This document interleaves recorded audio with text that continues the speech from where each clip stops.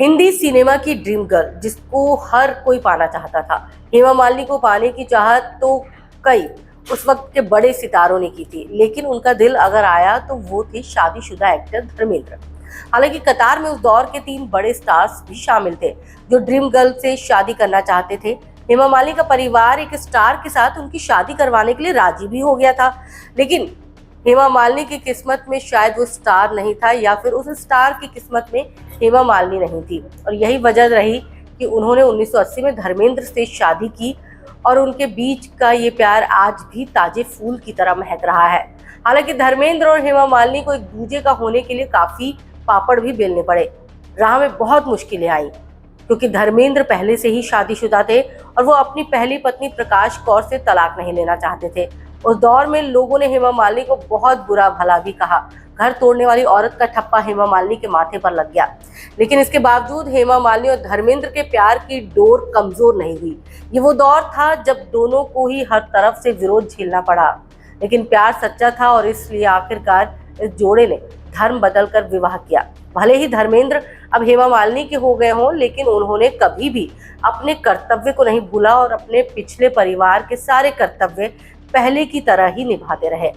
जब साल 1980 में दोनों ने शादी की थी तो धर्मेंद्र ने हेमा मालिनी के लिए खास तौर पर नया घर खरीदा था और उस घर में ही अपने नए गृहस्थ जीवन की शुरुआत की थी। अब अगर हम बात करें कि हेमा मालिनी को प्यार करने वाले यानी पसंद करने वाले की लिस्ट में किसका नाम सबसे पहले आता है, तो सबसे पहला नाम हम लेंगे दिग्गज अभिनेता राजकुमार का। दिग्गज अभिनेता राजकुमार का नाम इस लिस्ट में सबसे पहले आता है। एक वक्त था जब राजकुमार भी हेमा मालिनी की खूबसूरती के दीवाने हो गए थे। उन्होंने हेमा मालिनी को शादी का प्रपोज भी किया था, जिसे हेमा मालिनी ने ठुकरा दिया। हेमा के बाद राजकुमार ने air hostess Anglo Indian Jennifer उर्फ गायत्री राजकुमार के साथ शादी कर ली थी। शादी के बाद राजकुमार के 3 बच्चे हुए। अभिनेता संजीव कुमार भी हेमा मालिनी के बहुत बड़े दीवाने थे, ये बात किसी से छुपी नहीं है। 1970 में संजीव कुमार ने हेमा मालिनी को शादी के लिए प्रपोज किया था। बताया जाता है कि संजीव कुमार हेमा मालिनी के माता पिता से मिलने भी गए थे, लेकिन हेमा मालिनी ने शादी करने से साफ इनकार कर दिया। हेमा मालिनी से इनकार सुनने के बाद उन्होंने किसी से भी शादी नहीं की और 47 साल की उम्र में उनका हार्ट अटैक से निधन हो गया। इस लाइन में हेमा मालिनी के दीवानों की लाइन में उस वक्त के सुपरस्टार जितेंद्र भी शामिल थे। हेमा मालिनी के साथ तो जितेंद्र की शादी भी होने जा रही थी, लेकिन तभी धर्मेंद्र बीच में आ गए। शादी टूटने के बाद जितेंद्र ने एयर होस्टेस शोभा कपूर से शादी कर ली, जिसके बाद उन्होंने बेटी एकता कपूर और बेटे तुषार कपूर को जन्म दिया।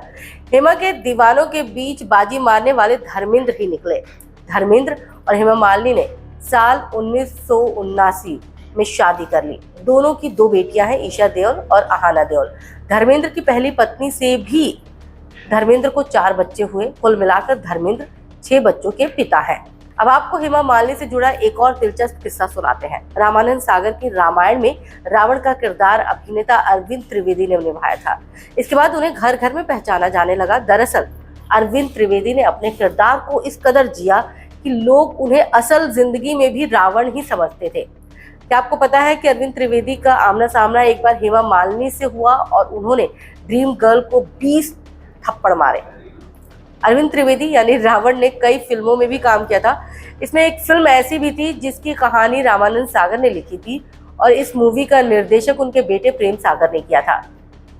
1979 में रिलीज हुई इस फिल्म का नाम हम तेरे आशिक हैं था, जिसमें हेमा मालिनी यानी ड्रीम गर्ल ने भी अहम भूमिका निभाई थी। साथ ही जितेंद्र और अमजद खान भी फिल्म में थे। आपको ये जानकर हैरानी होगी कि इस फिल्म की शूटिंग के दौरान अरविंद त्रिवेदी ने हेमा मालिनी को 1-2 नहीं बल्कि 20 थप्पड़ जड़े। इस घटना का खुलासा खुद प्रेम सागर ने किया। उन्होंने कहा कि फिल्म में एक ऐसा सीन था जिसमें अरविंद को हेमा मालिनी के गाल पर थप्पड़ मारना था। उस वक्त तक हेमा मालिनी एक बड़ी स्टार बन चुकी थी। ऐसे में अरविंद त्रिवेदी उन्हें देखकर नर्वस हो गए और सही से सीन नहीं कर पा रहे थे। इसके बाद अरविंद को काफी समझाया गया कि वो भूल जाए कि उनके सामने कोई बड़ा स्टार है। इसके बावजूद अरविंद त्रिवेदी को सीन देने में 20 टेक लेने पड़े और ये जो थप्पड़ वाला सीन है वो काफी लोगों को पसंद भी आया, काफी यादगार भी बन गया था। तो कुल मिला के हेमा मालिनी ड्रीम गर्ल उस वक्त की जो थी, उस जमाने की, कई दशक तक उन्होंने लोगों के दिलों पे तो राज किया ही, कल कई एक्टर्स के दिलों पर भी उन्होंने अपनी अमिट छाप छोड़ी और कई एक्टर्स जो थे उस वक्त उनके दीवाने थे और उनकी अदायगी के साथ साथ लोग उनकी खूबसूरती के लिए भी उनको काफ़ी पसंद करते थे।